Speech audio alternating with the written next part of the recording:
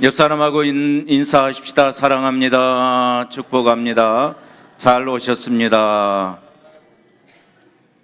네, 인도에서 선교한 시먼드 선교사님이라고 하는 분이 계셨는데, 그가 인도에서 선교하게 될 때에 인도 사람 한 사람이 와서 시비를 거는 것이었습니다. 인도에는 많은 종교가 있게 되고, 특별히 힌두교 발상지라고 이렇게 말하는 데에 왜 이렇게 종교를 전함으로 말미암아 우리 인도를 괴롭게 하고 힘들게 하느냐라고 하는 그러한 시비거리였습니다. 이 시먼드 선교사님께서 대답하기를, 나는 종교보다 복음에만 관심이 있습니다. 나는 종교에 관심이 없습니다. 종교는 사람이 만든 것이고 복음은 하나님이 주신 것입니다. 종교는 좋은 말씀이 들어있으나 종교는 좋은 뜻으로 사람을 변화시키기는 하지만, 그러나 복음은 영광스러운 선포의 말씀이고 복음은 구원의 능력이 되는 것입니다. 할렐루야. 그렇게 전했습니다. 여기 오신 모든 분들에게 종교적으로 예배하는 것이 아닌 복음으로 무장하고, 우리 모두가 다 언젠가는 사람은 죽는 것이 정해진 것인데에 저 하늘나라에 천국의 소망을 두고 살 수 있기를 주의 이름으로 축복합니다. 우리에게 먼저 믿게 하여 주신 것은 우리에게 사명을 주셨다라고 하는 것입니다. 그 사명을 가지고 하나님 앞에 일어서서 힘있게 달려가는 것입니다. 오늘 행복한 편지에서 이런 글을 썼습니다. 우리 다 같이 한번 읽어보도록 하겠습니다. 시작. 한국 교회는 해외 선교사 파송 세계 2위국이라는 자부심답게 단기 선교에 대한 관심이 높아지고 있고, 또 많은 교회들이 단기 선교를 보내고 있는 실정에서 우리 미문교회도 전도와 선교적 사명을 감당하기 위해서 단기 선교를 하려고 합니다. 이에 효과적인 단기 선교와 함께 바른 목적을 갖고 선교할 수 있도록 하는 비전이 필요하며, 우리 성도들의 사명감과 참여가 매우 필요합니다. 교회가 주님의 지상 명령인 선교의 동력을 얻기 위해서는 단기 선교가 중요합니다. 많은 성도들이 단기 선교를 통해서 받은 감동의 열매 있는 신앙생활로 이어지는 경우가 많이 있으며, 청소년들이 단기 선교를 통해서 인생의 비전을 세우며 생활 방식이 긍정적으로 변화를 이루어가는 경우가 많이 있습니다. 미션 파트너스 상임대표 한철호 선교사는, 선교는 단지 멀리 가는 것이 아니라 문화의 경계를 넘어가는 것이다. 혹은 문화가 교체하는 과정에서 복음이 전파되는 것이라는 점을 정확히 이해해야 한다고 설명했습니다. 우리가 하는 선교는 가는 우리 중심이 아니라 선교 현장의 필요 중심의 방향성으로 하나님의 확장성과 성령의 열매를 기대하면서 해야 합니다. 선교 현장의 필요와 요구에 응답하는 선교가 이루어질 것이며, 광주 미문교회는 단기 선교를 통해 프로그램과 물질을 나누는 일 이전에 상대의 삶과 고통, 신앙과 가치관, 문화와 영성을 배우는 겸손한 친교가 이루어져야 합니다. 우리에게는 특별한 선교이지만 현지인들은 일상을 살아가야 한다는 점을 기억해야 현지의 생활 흐름에 맞춰 현지 사역자의 리드에 따라 진행해야 할 것입니다.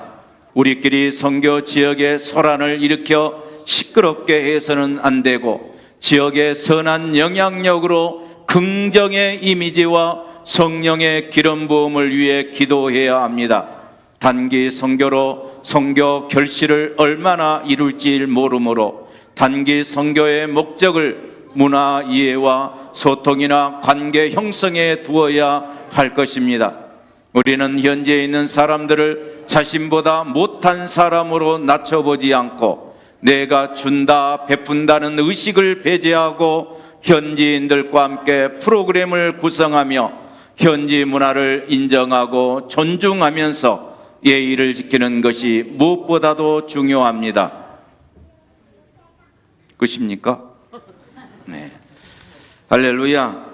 다시 한번 식사 후에 꼼꼼하게 읽어보시면서 소망에 따라 또 하나님의 사명에 따라 협력해 주시면 대단히 감사하겠습니다. 성경에는 여러 선지자들이 이스라엘에 대해서 경고하기도 하고 하나님의 심판에 대해서 설명하기도 했습니다. 그런데 요나의 받는 사명은 선교적으로 니느웨 백성에 가서 복음을 전하라고 하는 하나님의 뜻이 계셨습니다. 니느웨는 아수르의 수도였습니다. 성의 둘레만 와도 100km가 넘는 아주 그때 당시에는 최고의 거대한 성이었고 인구도 12만 명이나 되었습니다. 그런데 이 성의 악독이 우상 숭배로 말미암아 판을 치게 되고 참으로 하늘에 상달될 정도로 하나님이 싫어하는 그러한 문화를, 도시 문화를 만들어 냈던 것이었습니다. 그래서 하나님께서 요나에게 이 백성에 가서 경고하고 회개를 촉구하라고 하는 선교적 사명을 받는 것이었습니다. 그런데 요나가 자기의 의지, 자기의 생각을 가지고 다시스로 도망하려고 하는 것이었습니다. 여러분, 다시아수르는 강대국이었고 또한 이스라엘 입장에서 본다라고 하면 이 나라는 망해야 좋을 그러한 나라 중에 한 나라입니다.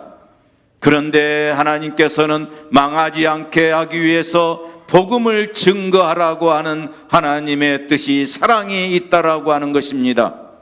그 나라가 계속 존재한다라고 하면 이스라엘 나라, 아니 요나 개인적으로도 힘든 그러한 어려움에 직면하게 될 것입니다. 그래서 요나는 자기 판단을 가지고 다시스로 도망가려고 했던 것이었습니다. 배를 타고 가니까 하나님께서 대풍을 불게 하셔서 배가 혼란하게 만들었습니다. 사공들이 두려워서 자기 신들을 찾게 되는 데에 요나는 배 밑창에서 깊이 잠들어 있다라고 성경은 표현하고 있습니다. 사람들은 잠을 통해서 충전하게 되고 하나님의 사랑은 잠을 통해서도 이루어진다라고 성경은 말씀하고 있습니다. 어떤 사람들은 밤이 무서워서 참으로 매일 밤 악몽에 시달리는 사람이 있을 것이고 여러 가지 건강상이나 아니면 여러 가지 문제 때문에 불면증에 시달리는 우리 성도들도 있을 것입니다. 많은 사람이 밤을 두려워하게 되는 것입니다. 그러나 요나는 깊은 잠을 좋아서 평안한 것이 아니라 오히려 영원히 무디어진 잠을 자게 된다라고 하는 사실입니다. 지금 이 배 안에 타고 있는 모든 사람이 난리 법석이었습니다. 살려달라고 생명의 위태함을 느끼는 그러한 복잡한 환경이었습니다. 그런데 영원히 무디어진 이 요나는 거기에 깊은 잠을 자고 있었다라고 하는 사실입니다. 선원들은 요나를 깨우게 되고 내 신께 기도하라, 기도하라 라고 말하고 있습니다. 그 말에 요나는 말합니다. 내가 여호와의 낯을 피하여 이 재앙을 만났으니 나를 바다에 던지라 라고 말입니다. 그래서 선원들이 요나를 들어서 바다에 던졌더니 바다가 광풍을 잔잔하게 만들었습니다. 그러나 하나님은 큰 물고기를 준비하셔서 내동량이 처해진 이 요나를 삼키게 하셨던 것이었습니다. 하나님이 준비하신 큰 물고기를 통해서 요나는 3일 동안 고통의 삶을 살아가는 것입니다.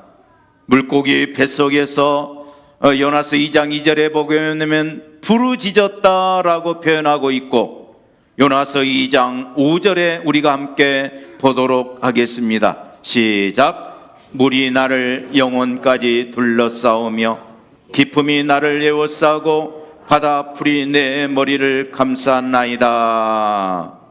성향상 사람까지 먹어 치울 정도 되면 상어인가? 아니면은 사람은 먹지 아니하고 공격하지 아니하는 큰 물고기라고 하니까 고래일까? 아마 사람의 상상력은 현실에 빗대어서 물고기를 상상합니다. 그러나 우리에게 더 중요한 것은 하나님께서 예비하신 큰 물고기 속에 요나가 3일 동안 있었으면서 너무너무 고통스러운 삶을 살았다라고 하는 사실입니다. 그래서 그 현장에서 그가 하나님 앞에 부르짖었습니다. 회개합니다. 그 고통을 눈물로 회개했습니다. 그리고 요나서 2장 10절은 그렇게 말씀하고 있습니다. 시작. 여호와께서 그 물고기에게 말씀하시매 요나를 육지에 토하니라. 아멘. 큰 물고기가 때가 되어서 요나를 토해냄으로 말미암아 이제 밖으로 나오게 됐습니다. 여러분, 그 흔적이 남아 있을 겁니다. 그 물고기 내장 속에서, 위통 속에서 3일 동안 지내었던 그 요나의 입장에서 보면 비린내가 창궐하게 되고, 아니 참으로 그 몰골이 많이 할 정도로 수척해져 있으며 3일 동안 치욕을 경험했을 것입니다. 하나님께서 그런 요나에게 또 말씀을 주시는 것입니다. 요나서 3장 1절 2절은 말씀하고 있습니다. 시작. 여호와의 말씀이 두 번째로 요나에게 임하니라. 이르시되 일어나 저 큰 성읍 니느웨로 가서 내가 내게 명한 바를 그들에게 선포하라 하신지라. 아멘. 요나는 자기의 몸을 추스리게 되고 자기의 더럽혀진 모든 옷이나 모든 몸을 추스릴 여력이 없었습니다. 하나님의 명령에 불순종해서 자기는 자기의 계산과 자기의 철학에 따라서 다시스로 무작정 도망하려고 했지만 하나님의 그러한 명령에 불복종한 결과가 3일의 음부와 지옥을 경험했기 때문에 두 번째로 임한 하나님의 말씀에 순종할 수밖에 없습니다. 3일 길을 걸어서 니느웨 성에 도착을 했습니다. 기진한 목적으로 참으로 몸뚱이로 하나님 주신 사명을 감당하게 됩니다. 요나서 3장 4절은 설명하고 있습니다. 시작. 요나가 그 성읍에 들어가서 하루 동안 다니며 외쳐 이르되 40일이 지나면 니느웨가 무너지리라 하였더니 아멘. 그랬더니 그 성이 소동이 일어납니다.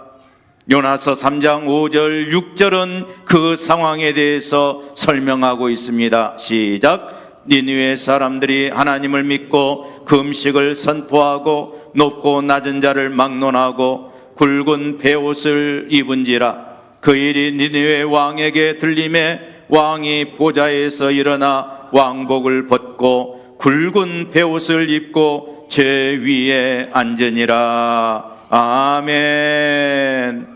하나님의 말씀이, 이 말씀이 우리의 가정에서 일어나면 좋겠습니다. 하나님의 말씀이 지긋지긋하게 평생 왼수같이 지내는 여러분 가족에게 임하면 좋겠습니다.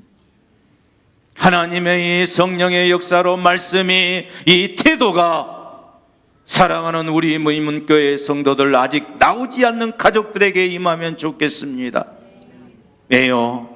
이 길이 이 니느웨 백성들이 사는 길이기 때문에 그렇습니다. 이 길이 여러분의 가정이 사는 길이기 때문에 그렇습니다. 여러분의 형제들이 사는 길이기 때문에 그렇습니다. 아니, 우리가 복음을 들고 가는 이 81억이 넘어지는 이 지구상의 모든 지구촌 시대의 사람들에게 임하기를 소망하는 것입니다.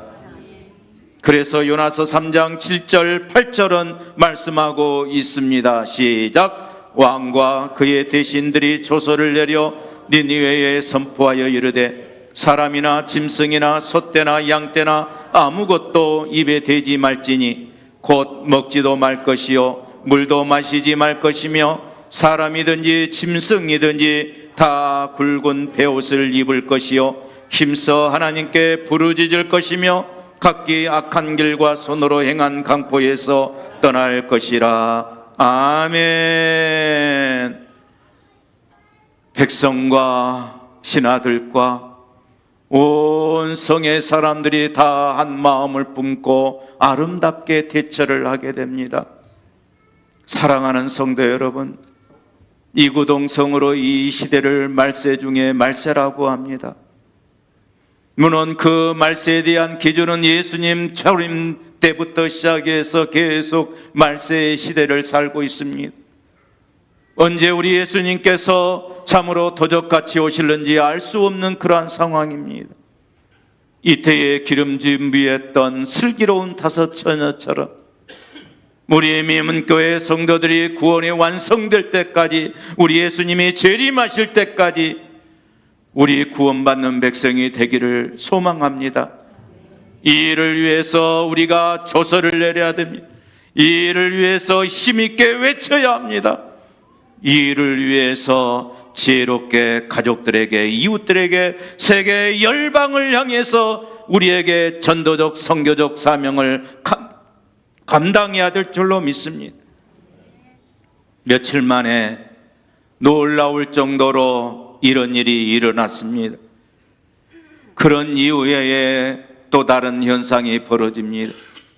하나님의 구원이 있고 하나님의 역사가 있으니까 다시 요나에게 자기 철학으로, 자기 나라로 생각하는 것입니다. 그래서 요나가 해 아래에서 나는 죽고 싶습니다, 죽여주셔서 하고 4장으로 넘어가면 말씀하고 있습니다. 탄식하고 불평하는 소리입니다. 그때 하나님께서 박넝쿨을 준비해서 요나 머리 위에 햇빛을, 뜨거운 태양을 가려주고 있습니다. 그랬더니 박넝쿨로 인해서 금방 죽겠다고 했던 요나가 좋아서 희죽희죽 웃고 있습니다. 그래서 4장 7절에 보면 하나님이 곧 박넝쿨을 벌레 먹게 하여 주셔서 그 박넝쿨이 사라지게 만드는 것이었습니다. 그러자 요나가 말합니다. 요나가 사는 것이 죽는 것보다 나으니다. 죽여주세요, 죽여주세요라고 4장 8절에서 자기의 화를 내고 설명을 하고 있습니다. 하나님께서 요나서 4장 9절로 10절에 말씀하고 있습니다. 시작. 하나님이 요나에게 이르시되 네가 이 박넝쿨로 말미암아 성내는 것이 어찌 옳으냐 하시니 그가 대답하되 내가 성내어 죽기까지 할지라도 옳으니이다 하니라. 여호와께서 이르시되 네가 수고도 아니하였고 재배도 아니하였고 하룻밤에 났다가 하룻밤에 말라버린 이 박넝쿨을 아꼈거든. 하물며 이 큰 성읍 니느웨는 좌우를 분별하지 못하는 자가 12만 명이요 가축도 많이 있나니 내가 어찌 아끼지 아니하겠느냐 하시니라. 그러면서 요나서가 정리되는 것입니다. 사랑하는 성도 여러분, 우리에게는 박넝쿨이 있습니다. 한 주간 동안 그 박넝쿨로 인해서 여러분 즐거워하셨습니까? 아니면 그 박넝쿨 없음으로 말미암아 띠약빛에서 고생하는 모양으로 마음이 상하고 있고 환경이 여러분을 따라주지 못하고 여러분의 희망과 비전을 따라주지 못한 것 때문에 고통스러운 한 주간을 보내셨습니까? 그러나 하나님은 한 번도 우리를 외면하지 않습니다. 하나님은 여전히 우리를 사랑하신 그 하나님의 사랑이 있습니다. 그러면서 우리에게 사명을 푹 던져 주었습니다. 그것이 세상에 박넝쿨로 살지 말고 복음으로, 회개함으로, 구원으로 살아라 라고 하는 것입니다. 이것이 우리에게 받는 사명이고 우리에게 주시는 하나님의 사랑입니다. 사랑하는 성도 여러분, 우리의 인생에 박능쿨이 있으면 너무너무 좋습니다. 지혜롭게 열심히 심어서 줄기가 나오고 싹이 나와서 잎이 나서 우리의 그늘진 인생 행복을 기쁨을 주었으면 좋겠습니다. 이 일을 위해서 새벽마다 기도합니다. 여러분 자손들을 위해서 팍팍하게 살지 않도록 기도합니다. 그러나 무엇보다도 우리 미문교회에서는 종교 생활이 아닌 복음으로 사는 겁니다. 구원받는 백성으로 사는 겁니다. 아니, 우리에게 푹 던져주신 복음의 사명으로 우리의 가족이 세워지기를 원한 것입니다. 세계의 열방이 돌아오기를 원한 것입니다. 이 일에 우리 성도들의 동참이 필요합니다. 여러분의 가족이 떨어져가는 그러한 인생처럼 낭떠러지로 음부로 떨어져가는 것을 보고만 있을 것입니까? 간절함으로 지혜롭게 외쳐야 될 줄로 믿습니다. 좌우를 분별하지 못하기 때문에 지가 배웠으면 얼마나 배웠다고 똑똑하다고 신앙생활 제대로 못하는 자식들 보면 얼마나 안타깝습니까? 이웃들 보고 친구들 보고 증거에도 분별하지 못한 사람 때문에 얼마나 안타깝습니까?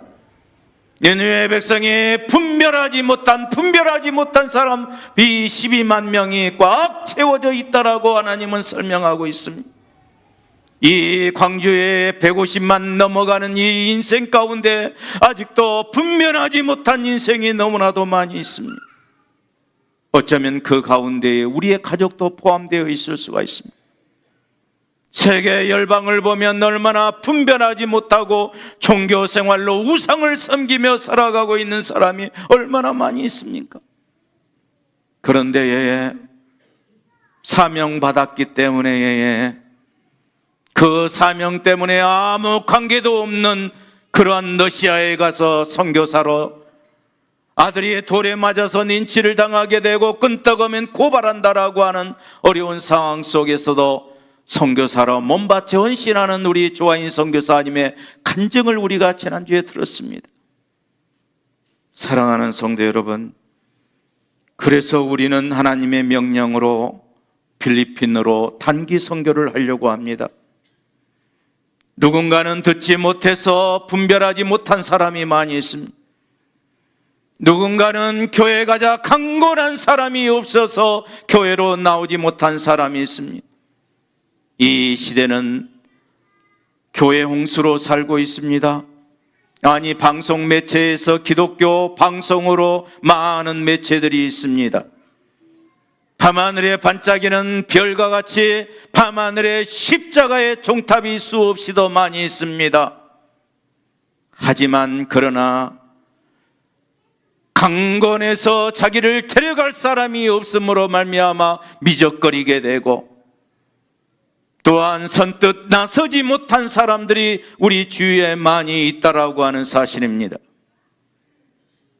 우리는 그렇게 핑계댑니다. 하나님, 내 생각과 틀려요. 하나님, 나 혼자 교회 다니는 것도요, 포도씨입니다. 포도씨 나도 다녀요. 하나님, 내 몸에서 비린내 나요. 내가 어떻게 복음을 전할 수 있겠습니까? 하나님, 내가 그렇게 넉넉하지 못합니다. 내 마음이 그렇게 선교하고 전도할 만큼 여유롭지를 못합니다. 그렇게 생각할란지 모르겠습니다. 생각이 들고 사상이 틀리기 때문에 요나가 그래 다시스로 가려고 하냐?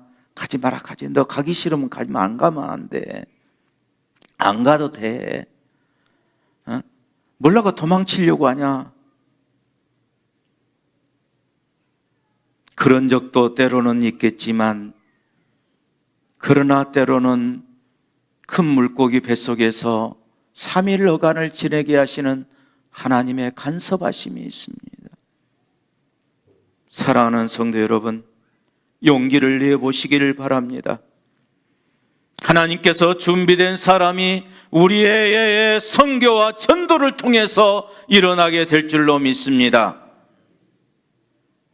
나이지리아의 노예 시장이 열렸습니다.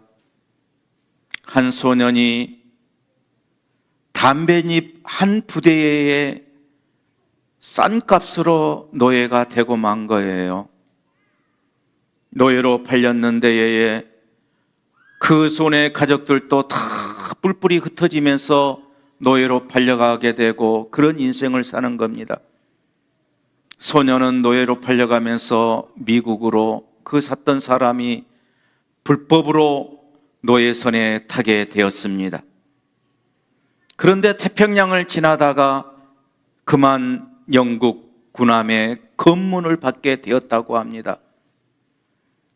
노예섬을 알게 되고 영국 군인들은 불법인 줄 알기 때문에 그 노예들을 해방시키려고 하는 겁니다.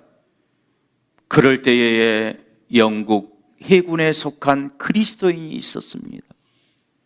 그런데 그 눈에 유독 까무잡잡하고 까만 피부를 가진 동그란 눈을 두고 불안에 떠있는 한 소년이 발견된 거예요. 그 소년이 담뱃잎 한 푸대에 팔려가는 그 소년이었던 것이었습니다.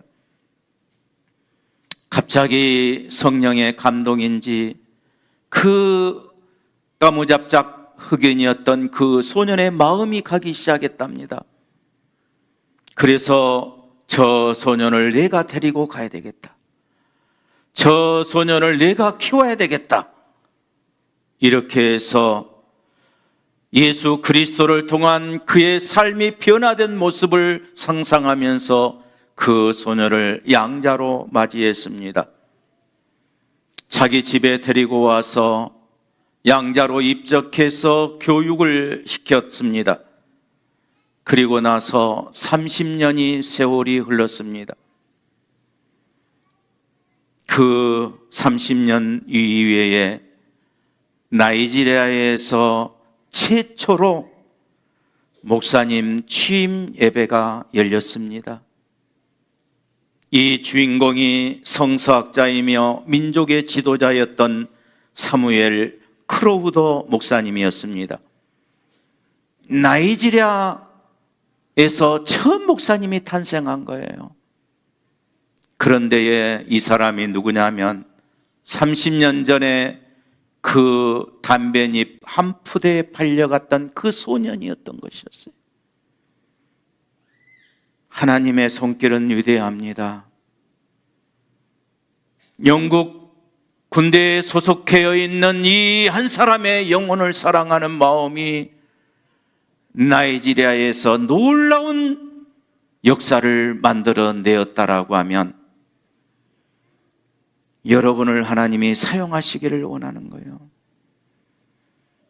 여러분의 시각으로 여러분이 사랑하고 여러분이 한 영혼을 붙잡고 산다라고 하면 그 영혼이 여러분의 가문을 살리게 되고 여러분의 이웃을 살리게 되고 저 필리핀을 살리게 되고 저거 세계 열방을 위해 살리는 역사가 일어날 줄로 믿습니다.